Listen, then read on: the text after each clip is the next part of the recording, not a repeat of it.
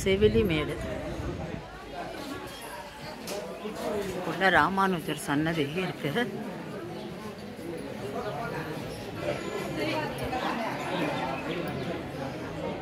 இதே பிரதட்சணை பார்த்து பண்ணலாம்.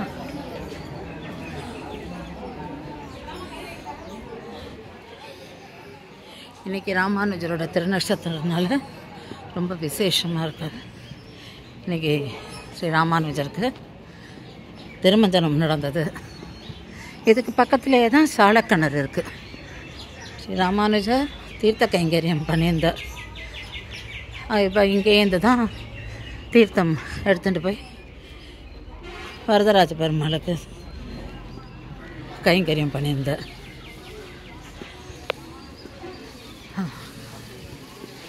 செவிலிமேடு ஸ்ரீ ராமானுஜர் கோவில்.